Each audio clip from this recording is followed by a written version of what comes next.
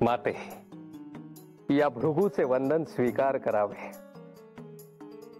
आपली याआधी भेट झाली आहे, ती माझ्या खोलवर स्मरणात आहे। तो सर्व भूतकाळ आहे माते। मी जे भविष्य कथन केले होते ते सर्व घडून गेले आहे। हो, आणि मी समर्थपणे सगळं भोगलं आहे। आपण श्री खंडेरायांच्या अर्धांगिनी आहात, आपण त्यांची शक्ती आहात। ही आपलीच लीला आहे असं मी मानतो। आपले जेजुरी गडावर स्वागत आहे माते। प्रति 5 वर्षांनी नभोमंडळात ग्रहांची एक विशिष्ट स्थिती येते आणि त्या स्थितीत जेजुरीत श्री खंडेरायांच्या साक्षीने एक महायज्ञ संपन्न होतो। ती तिथी आता जवळ आली आहे माते। पण या यज्ञाचे प्रयोजन माझ्या स्मरणात नाही आले।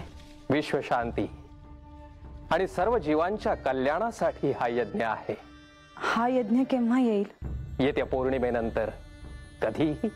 आपण असाल ना त्या यज्ञाला उपस्थित? माते, हे माझे परमभाग्य आहे की आपणा उभयतांच्या उपस्थितीत हा यज्ञविधी मला करायला मिळणार आहे।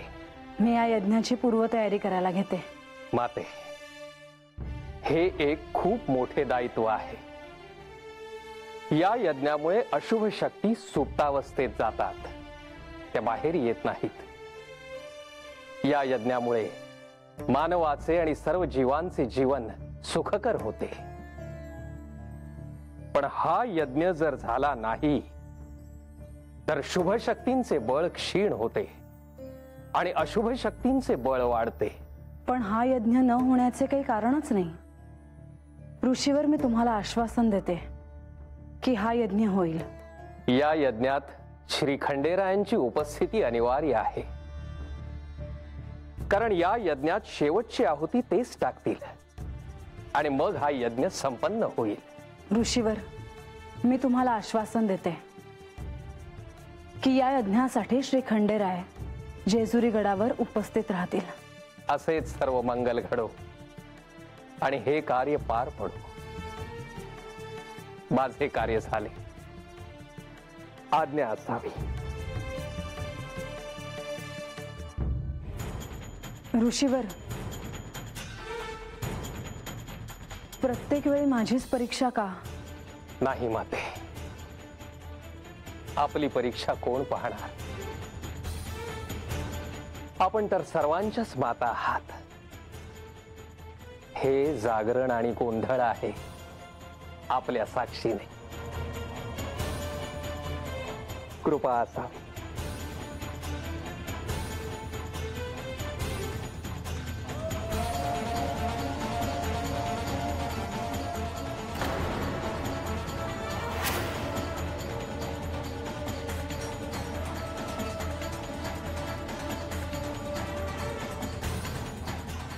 कोण आहे तिकडे? गणेश?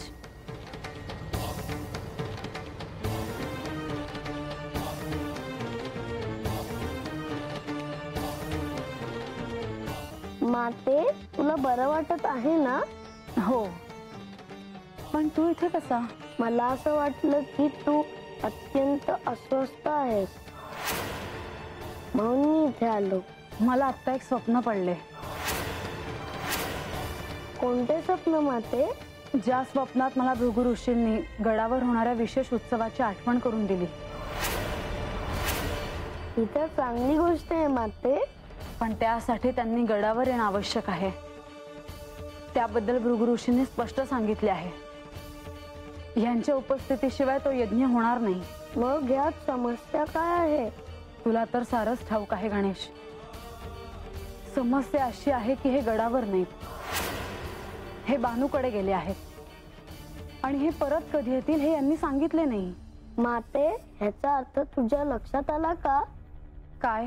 श्री खंडेराय गडावर यावेत त्याच्यासाठी तुला विशेष प्रयत्न करावे लागणार आहेत। ऋषीवर म्हणाले की तो यज्ञ लोकांच्या कल्याणासाठी आहे। हो, मग तर तुला श्री खंडेरायांना ह्याच्यासाठी गडावर घेऊन यावंच लागेल।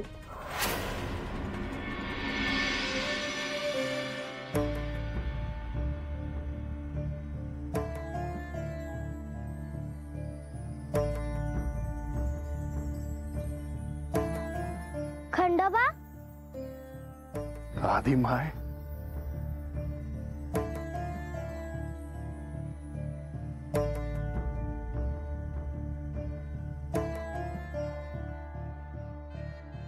आदिमाय,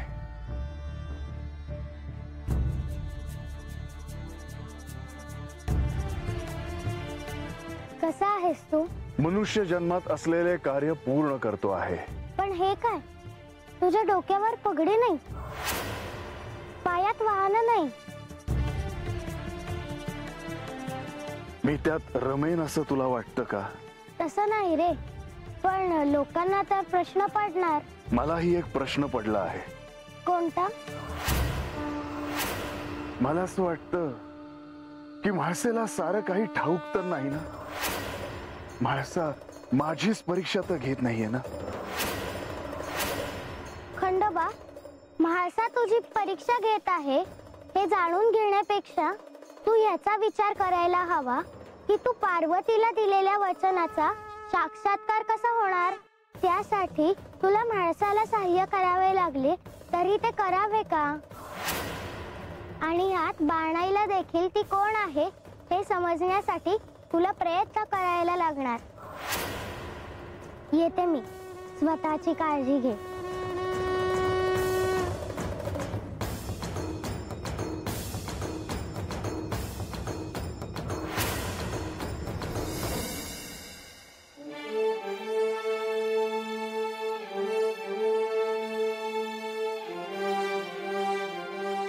म्हाळसा, आज प्रभात काळीच दर्शन.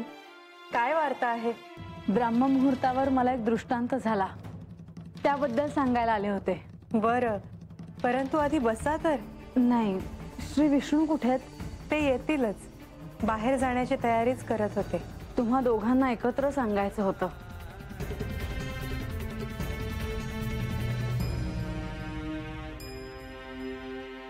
देवी, आपण म्हाळसांना दृष्टांत मिळाला आहे, ते सांगण्यासाठीच आले आहेत त्या. बोला देवी. भृगु ऋषी आले होते. गडाच्या बाहेर कैलासासारखं मला दिसलं आणि ते मला येताना दिसले. त्यांनी मला विश्व कल्याणासाठी होणाऱ्या यज्ञाचे स्मरण करून दिले. येत्या काही दिवसात हा यज्ञ होईल आणि ग्रहस्थितीवर त्याची तिथी निश्चित होईल. या मंगल कार्याचं आपण उत्तम नियोजन करू. चिंता नसावी देवी. चिंतेचं कारण आहे. चिंता कसली म्हाळसा, हे तर शुभ कार्य आहे. हा यज्ञ यांच्या उपस्थितीशिवाय होऊ शकत नाही आणि हे गडावर नाही. ते येतील की नाही हे सांगता येत नाही. तोपर्यंत घडेल काहीतरी. श्री खंडेराय गडावर येतील. मलाही तसं वाटतंय, पण नाही झाले तर? वेळ आलीच तर मी बोलेन त्यांच्याशी. चिंता नसावी.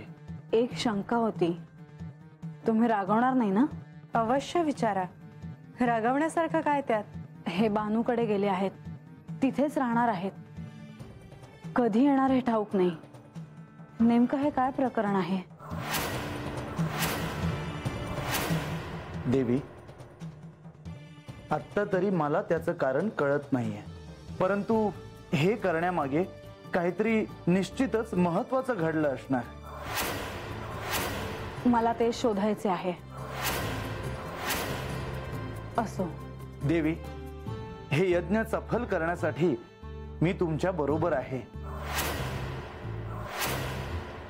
येते मी.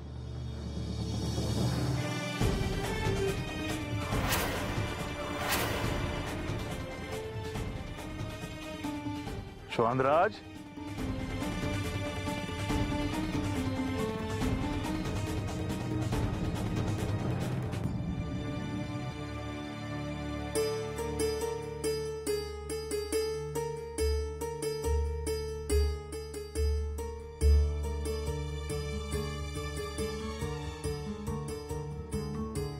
श्वानराज, आज बरेच दिवसांनी आपल्या जेजुरीतल्या प्रजेला भेटण्याचा योग आला आहे.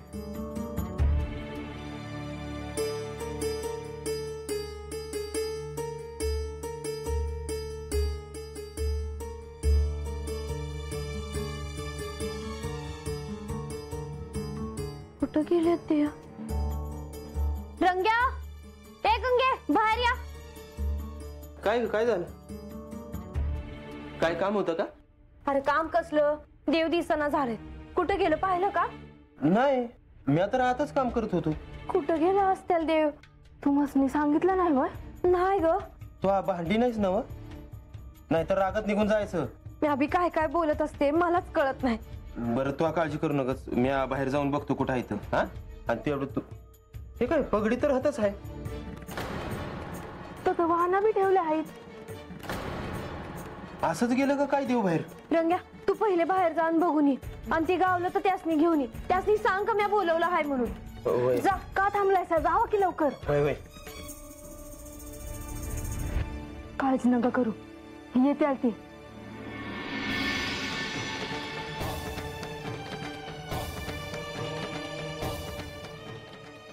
अरे ते बघ, ते बघ, देव आलं बघ. अरे अरे अरे यार, अरे देव आलं, देव. येळकोट, येळकोट, जय मल्हार, सदानंदाचा. देवा, तुम्ही हाता आलासा, आमच्या वस्तीला पाय लावलंसा, आम्ही धन्य झालो देवा. अरे तुम्ही माझी प्रजा आहात, मला तुम्हाला वेळ देणे अत्यंत आवश्यक आहे. तुम्ही हाता आलासा आणि मला काय करून काय नका असं झालंय बघा. शिरपा, अरे मला काही नकोय. असं कसं? तुमचं प्रेम माझ्यासाठी फार आहे. केवळ काही काळ मला या इथे विश्रांती घ्यायची इच्छा आहे. अहो, हे काही विचारणं झालं का? हे ये रे, घाट घे, ठेव आता, ठेव ठेव ठेव ठेव. देवा बसाची.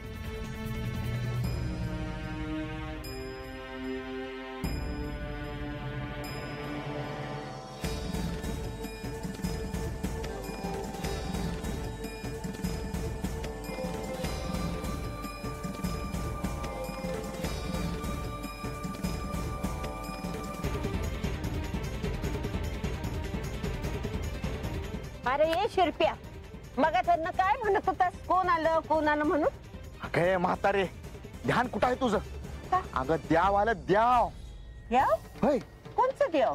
अरे कंच देव काय, खंडोबा देव. खंडोबा? होय माझा खंडोबा? होय होय, तुझा खंडोबा. कुठे काय? हे काय तिकडे झोपल्यात बघ. अगं बया, जा जा जा.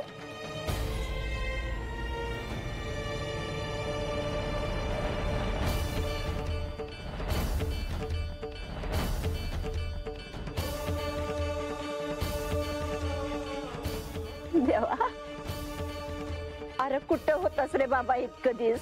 परत आलास तर 2 घास खाऊन जा हा बाबा. तू म्हणतेस तर खाईन मी, पण मला 25 भाकऱ्या खायला देशील?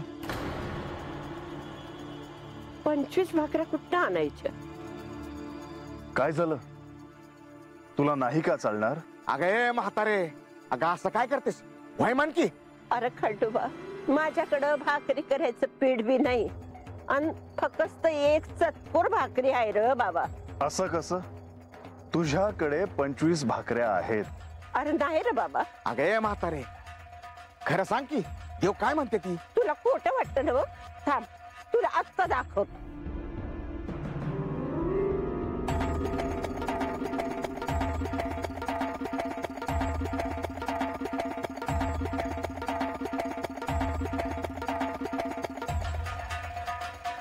हे काय चक्करच आहे की, आता काय करावं?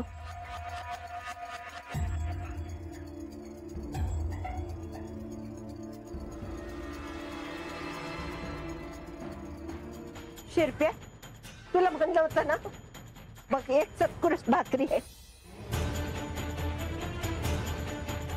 तुला खोटं वाटतंय ना? हे बघ,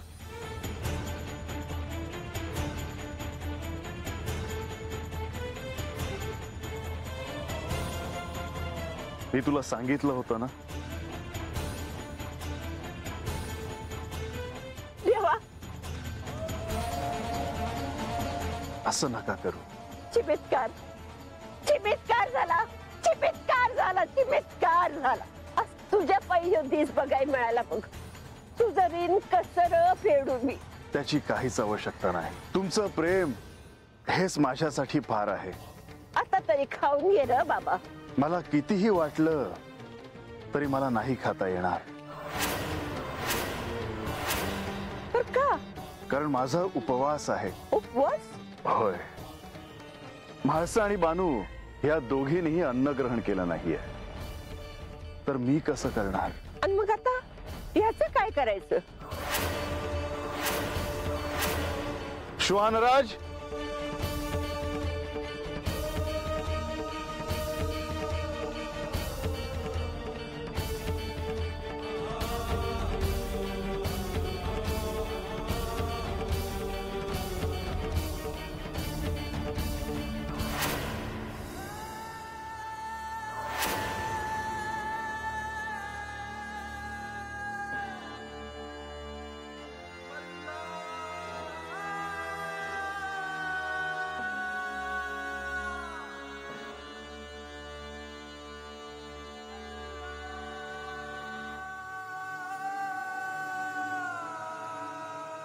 बानू, तुम्ही कुठं गेला होता तसा? कधी आला? आत्ताच येतोय. देवा, तर असं न सांगता कशा पायी गेलात? अहो, केवढा घोर लागला होता माझ्या जीवाला.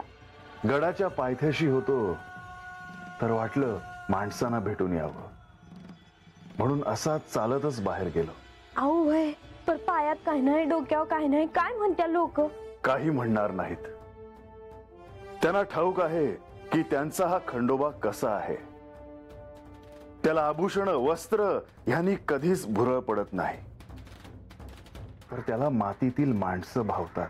होय, पर गडावरल्या कोणी बघितलं आणि समध्यासनी सांगितलं का तुम्ही असंच चालला होता, तर लोक मला बोलला होते का देव बानूकडे राहायला गेले, तर बानूचं ध्यानच नाही देवांकडं.